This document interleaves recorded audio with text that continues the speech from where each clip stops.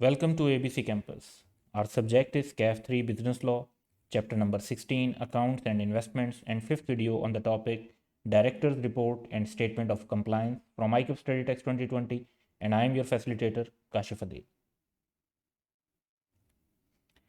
सो second section है जी chapter number 16 का, जिसके अंदर duty to prepare directors report and statement of compliance को डिफाइन किया गया लॉ में। कंटेंट्स क्या होंगे डायरेक्टर्स रिपोर्ट के, उसको भी हम डिस्कस करेंगे। कुछ परफॉर्मर डायरेक्टर रिपोर्ट के सेक्शंस भी डिस्कस करेंगे, और ख़ास तौर पे जो बिजनेस रिव्यू सेक्शन होता है डायरेक्टर रिपोर्ट का, उसकी रिक्वायरमेंट लॉ में जो मेंशन है उनको डिस्कस करेंगे।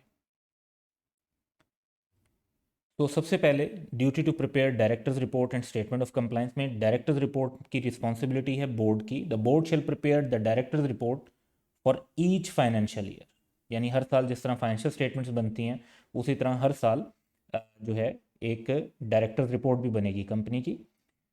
Other than a private company not being a subsidiary of a public company having the paid up capital not exceeding ₹3 million, यानी ऐसी प्राइवेट कंपनी जो किसी पब्लिक कंपनी की सब्सिडरी ना हो और उसका कैपिटल जो पेड अप कैपिटल है वो 3 मिलियन से ज़्यादा ना हो, तो उसके लिए ये रिक्वायरमेंट नहीं है। बाकी तमाम कंपनीज़ के लिए रिक्वायरमेंट है, यानी तमाम पब्लिक कंपनीज़ के लिए रिक्वायरमेंट है, ऐसी प्राइवेट कंपनी के लिए भी रिक्वायरमेंट है जो किसी पब्लिक कंपनी की सब्सिडरी हो, और ऐसी प्राइवेट कंपनी के लिए भी रिक्वायरमेंट है जिसका पेड अप कैपिटल 3 मिलियन से ज़्यादा होगा।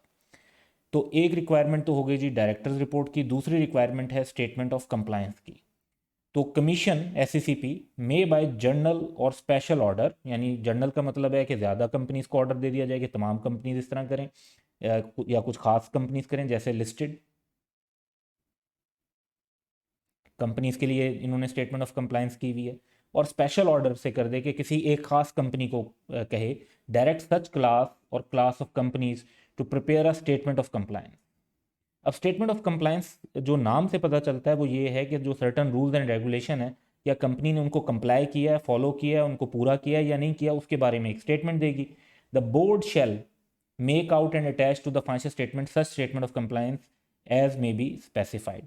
तो इसका एक फॉर्मेट देखते हैं। ये तकरीबन यहाँ पर हमारे पास एक स्टेटमेंट ऑफ कंप्लायंस है जो लिस्टेड कंपनीज की शामिल की गई है।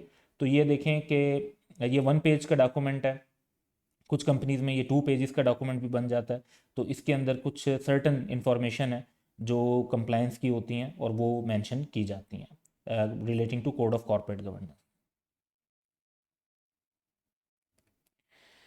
कंटेंट ऑफ डायरेक्टर्स रिपोर्ट, और इसके अंदर हम जो पहला एंगल हमने कवर करना है वो है minimum contents of director report, यानी किसी भी टाइप की कंपनी जिसे डायरेक्टर रिपोर्ट बनानी है उसके लिए क्या कंटेंट्स होंगे डायरेक्टर्स रिपोर्ट के। The directors shall make out and attach to the financial statement a report with respect to state of company's affairs and fair review of its business। अब जो business review है इसके अंदर क्या क्या चीज़ें शामिल करनी है वो भी हम एंड में देख रहे होंगे। Number 2, amount if any that the directors recommended as dividend. Number 3, the amount if any they propose to carry to reserve fund, general reserve और रिजर्व अकाउंट। तो अगर एक कंपनी ने जो प्रॉफिट अर्न किया होता है वो इंक्लूड किया जाता है रिटेन अर्निंग में। रिटेन अर्निंग से अगर उसको किसी और रिजर्व अकाउंट में जैसे रिजर्व फंड में, जनरल रिजर्व में या किसी और रिजर्व अकाउंट में अगर ट्रांसफ़र करना होगा तो उसकी जो रिकमेंडेशन प्रपोज की है डायरेक्टर्स ने वो भी यहाँ मेंशन की जाएगी। तो ये 3 चीज़ें तो हर रिपोर्ट के अंदर शामिल होंगी। अब स्टेट ऑफ द अफेयर्स क्या होती है, उस पर एग्जाम्पल है। द स्टेट ऑफ अफेयर्स में be summarised by the directors in one broad paragraph और it may be discuss by them at length. तो बहुत ज़्यादा डिटेल में भी डिस्कस कर सकते हैं, एक सिंगल पैराग्राफ में भी डिस्कस कर सकते हैं, depending upon the quality of information available to share with the members of the company. तो आगे जाकर हम अभी एक डायरेक्टर रिपोर्ट आपको दिखाएंगे तो उसमें स्टेट ऑफ द अफेयर्स भी इंक्लूडेड होगी।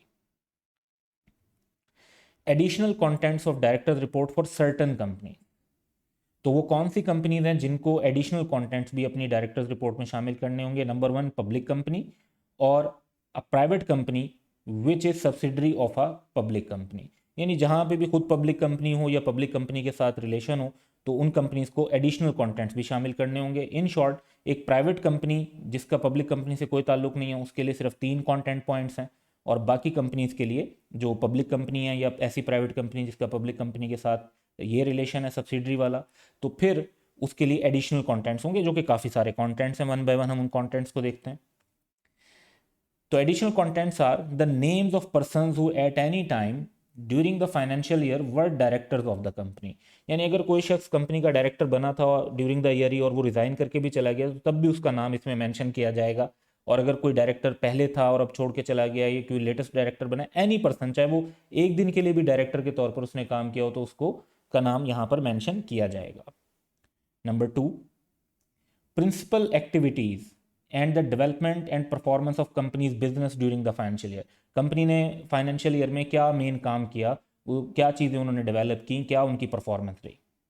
अ description of principal risk and uncertainties facing the company, जो अगर कोई इकोनॉमी के हिसाब से अनसर्टेनिटीज़ थी, या कोई इंटरनेशनल मार्केट के अंदर अगर कंपनी डील करती है वहाँ पर कुछ अनसर्टेनिटीज़ थी, या जो मेन कंपनी के प्रिंसिपल रिस्क हैं, यानी जो मेन रिस्क वो फेस करती है, जैसे एक्सचेंज रिस्क हो सकता है, प्राइस रिस्क हो सकता है, मार्केट रिस्क हो सकता है, तो उनकी डिस्क्रिप्शन बताई जाएगी। Then any changes that have occurred during the financial year concerning the nature of business of company or of its subsidiaries or any other company in which the company has interest। तो उसके अंदर कोई भी जो changes आई हैं, तो अगर एक कंपनी ने अपनी बिजनेस की नेचर चेंज की है, या उसकी किसी सब्सिडरी ने अपने बिजनेस की नेचर चेंज की है, या जहाँ पे कंपनी का कोई इंटरेस्ट है, इन्वेस्टमेंट, और वहाँ पे बिजनेस की नेचर चेंज हुई है, तो उसकी डिटेल मेंशन की जाएंगी। Then information and explanation in regard to any contents of modification in the auditors report. अब ऑडिटर्स की रिपोर्ट में मॉडिफिकेशन का मतलब एक किस्म का आप ले सकते हैं कि ऑडिटर्स ने कोई चीज़ या तो हाईलाइट की है, या उन्होंने कोई क्वालिफिकेशन दिया, यानी कोई जो है ना ऑब्जेक्शन लगाया अपनी रिपोर्ट में, तो उस ऑब्जेक्शन का जो जवाब होगा वो भी डायरेक्टर्स अपनी रिपोर्ट में देंगे कि उनकी क्या इन्फॉर्मेशन है उसके बारे में, और वो क्या कैसे एक्सप्लेन कर रहे हैं कि अगर ऑडिटर ने ये एक ऑब्जेक्शन रेज किया अपनी रिपोर्ट के अंदर, तो वो उसको कैसे रिस्पॉन्ड करना चाहते हैं। तो इस पर हम एक एग्जाम्पल भी देख लेते हैं। Auditors report to the company is address to the members of the company. If the auditor has pointed out any observation और has in any way modified his opinion, directors should address, directors को जवाब देना चाहिए, वो responsible है, address the matter and provide the members with their version of situation so that the members can better assess the situation as highlighted by that auditor's report। अच्छा, बाज़-औक़ात हो सकता है कि ऑडिटर की तरफ से जो ऑब्जेक्शन हाईलाइट किया गया उसमें डायरेक्टर्स का कोई कसूर या फॉल्ट ना हो। फॉर एग्जांपल, बाज़-औक़ात अगर एक डाटा जो है वो लॉस्ट हो जाता है ड्यू टू फायर, और ऑडिटर के जो है वो डाटा नहीं मिलता जिसको वो चेक करके उसकी बेस पर अपनी ओपिनियन प्रॉपर दे सकते, और वो अपनी रिपोर्ट के अंदर ये ऑब्जेक्शन दे देते हैं कि जी ये वाला डाटा अवेलेबल नहीं था, तो डायरेक्टर उसका जवाब दे सकते हैं कि ये वाला डाटा इस वजह से अवेलेबल नहीं था, इसमें डायरेक्टर्स का पर्सनली कोई फॉल्ट नहीं है, लेकिन फॉर ऑब्वियस रीज़न ऑडिटर को तो वो डाटा प्रोवाइड नहीं हुआ, तो उसकी ऑब्जर्वेशन उस पर डेफिनेटली मेंबर्स को वो शेयर करेगा। मजीद जो इन्फॉर्मेशन होगी, ये अभी एडिशनल कंटेंट ही हमारे पास चल रहे हैं। Information about the pattern of holding of share in the form specified. तो ये पैटर्न ऑफ शेयर होल्डिंग कैसे शेयर किया जाता है, ये पैटर्न ऑफ शेयर होल्डिंग मैं आपके साथ एक कंपनी का शेयर कर रहा हूँ जिसमें पैटर्न ऑफ शेयर होल्डिंग और उसके साथ फिर कैटेगरीज ऑफ शेयर होल्डर भी है। इसको ज़रा सा हम अगर पैटर्न ऑफ शेयर होल्डिंग को जूम करते हैं, तो आप देख रहे हैं कि इसमें बताया जाता है कि कितने नंबर ऑफ शेयर होल्डर, जैसे फर्स्ट लाइन अगर देखें तो 149 ऐसे शेयर होल्डर्स हैं जिनके पास 1 से लेकर 100 तक शेयर्स हैं, यानी किसी के पास 10 होंगे, किसी के पास 20, 50, 90, तो कम से कम जिनके पास एक शेयर और ज़्यादा से ज़्यादा 100 शेयर्स हैं, ऐसे लोगों की तादाद 149 है, और टोटल शेयर इन लोगों के पास 3626 हैं। इसी तरह एक और ले लेते हैं, तो 52 ऐसे शेयर होल्डर्स हैं जिनके पास 10,000 से लेकर 15,000 तक शेयर्स हैं, और टोटल नंबर ऑफ शेयर्स ऐसे लोगों के पास जो बनते हैं वो 672,091 बनते हैं, एंड सो ऑन। इस तरह एक पूरी रिपोर्ट होगी जिसके एंड में हमें पता चल रहा है कि 1347 टोटल शेयर होल्डर्स हैं और कंपनी के 169 मिलियन प्लस जो हैं शेयर्स हैं। अच्छा, कैटेगरीज ऑफ शेयर होल्डर की बात करें तो अब इसको जूम कर लेते हैं हम। तो इसमें बताया जाता है कि जी डायरेक्टर्स वगैरह के पास कितने शेयर हैं, एसोसिएटेड कंपनीज के पास कितने शेयर हैं, एनआईटी की कितनी इन्वेस्टमेंट है, इंश्योरेंस कंपनीज, मुदारबा, जो अदर्स हैं उसमें जनरल पब्लिक के पास कितने हैं, लोकल कितने हैं, फॉरेन कितने हैं, तो वो सारे शेयर्स की डिटेल और फिर परसेंटेज वाइज डिटेल उनकी शेयर की जाती है। तो ये जस्ट हमने आपके साथ इन्फॉर्मेशन के लिए शेयर किया है। आपको ऐसा पैटर्न बनाने की ज़रूरत नहीं होती, ना आइडेंटिफाई करने की ज़रूरत होती है। आपको सिंपली एग्जाम में अगर कॉन्टेंट्स लिखने होंगे तो बताना होगा कि पैटर्न ऑफ शेयर होल्डिंग भी डायरेक्टर रिपोर्ट में मेंशन करना है, अगर वो पब्लिक कंपनी है या पब्लिक कंपनी की सब्सिडरी है तो।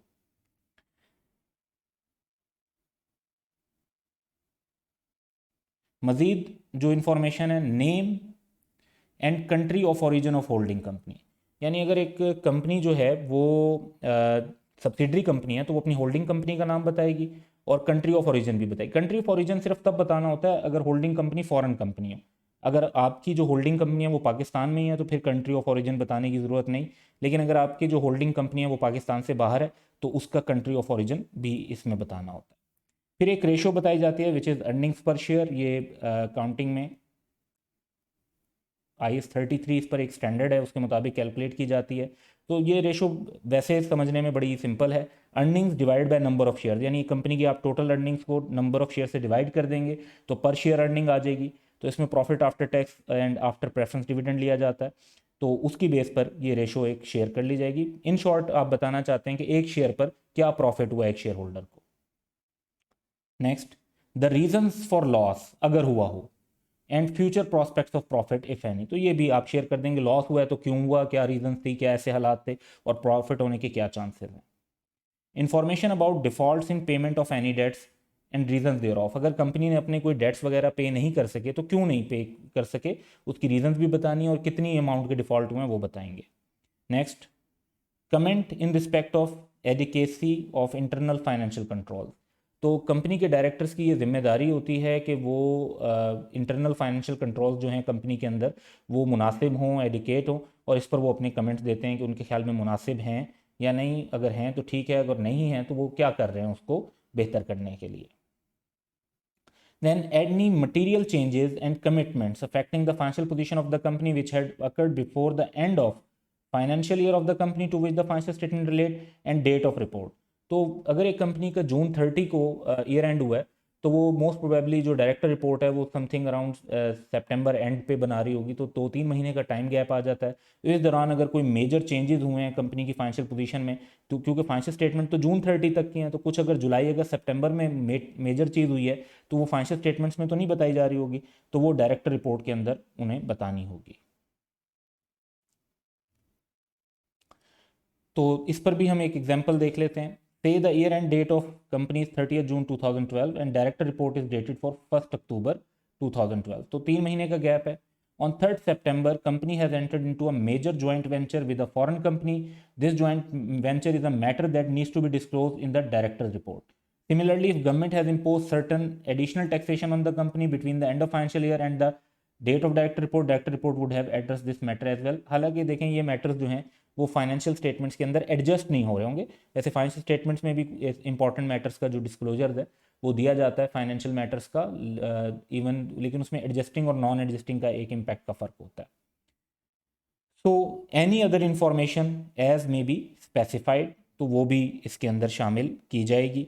तो ये सब रिपोर्ट के कंटेंट्स हैं। अभी आपके साथ रिपोर्ट शेयर करते हैं, लेकिन साथ ही हम देखते हैं कि इसकी ऑथेंटिकेशन क्या होगी। तो director report and statement of compliance must be approved by the board and signed by chief executive and a director of a company. तो अगर आप रिपोर्ट देखें तो डायरेक्टर रिपोर्ट ये हम एक कंपनी की शेयर कर रहे हैं। तो मल्टीपल पेजेस पे रिपोर्ट है, मुख्तलिफ मैटर्स जो हमने देखे उसके बारे में इस कंपनी ने बताया हुआ है, और आप ये देख रहे हैं कि जी चीफ एग्जीक्यूटिव के और डायरेक्टर के साइन जो हैं वो इस रिपोर्ट के ऊपर मौजूद हैं, और डायरेक्टर्स ने इन तमाम के ऊपर अपनी रिपोर्ट में जो पॉइंट्स होते हैं उनको मेंशन किया हुआ होता है।